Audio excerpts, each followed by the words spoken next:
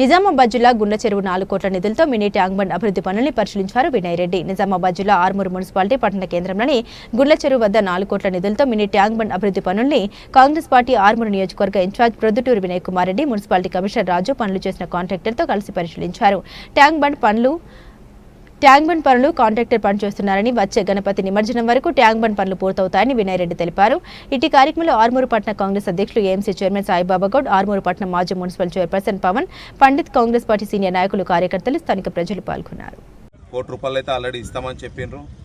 ఇంకా అవసరమైతే రమేష్ పటేల్ గారు ఉన్నారు, పటేల్ రమేష్ గారు, వారు టూరిజం చైర్మన్ గారు, వారిని కూడా 3-4 రోజుల్లో ఈ ప్రాంతానికి తీసుకొచ్చి వారి ద్వారా కూడా ఒక 2-3 కోట్ల రూపాయలు నిధుల్ని పెట్టించి, అవసరమైతే ఇక్కడ నుండి మనకి మధ్యలో ఒక ప్రదేశం ఉంది, దానికి ఒక 2-3 బోట్లు పెట్టి మంచిగా ఈ టూరిజం హబ్గా మన నియోజకవర్గానికి, జిల్లాలోనే ఒక టూరిజం హబ్గా డెవలప్ చేయడానికి ముఖ్యమంత్రి గారు, కాంగ్రెస్ ప్రభుత్వం నిర్ణయం తీసుకున్నది.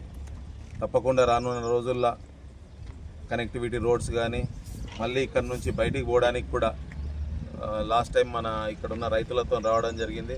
వారు కూడా రోడ్డు కావాలని చెప్పారు. ఇరిగేషన్ డిపార్ట్మెంట్ సంబంధించిన ఎస్సీ మేడంతో, డిఈ గారితో ఇక్కడికి వచ్చినాం.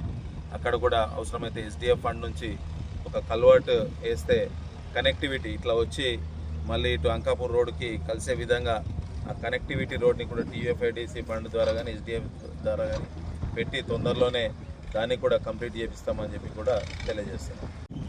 ఈ మినీ ట్యాంక్ బండ్గా తీర్చిదిద్దడానికి సుమారు 4 కోట్ల టీఎఫ్ఐడిసి ఫండ్ ద్వారా నెల రోజుల క్రితమే ఇన్ఛార్జ్ మంత్రివర్యులు జూపల్లి కృష్ణారావు గారు భూమి పూజ చేయడం జరిగింది.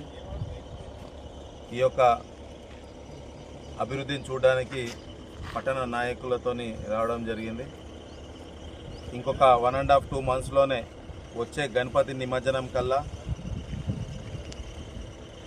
అద్భుతంగా ఒక ట్యాంక్ బండ్ మన ఆర్మూర్ పట్టణానికి అద్భుతంగా చేయడానికి కాంట్రాక్టర్ గారు ముందుకు రావడం జరిగింది.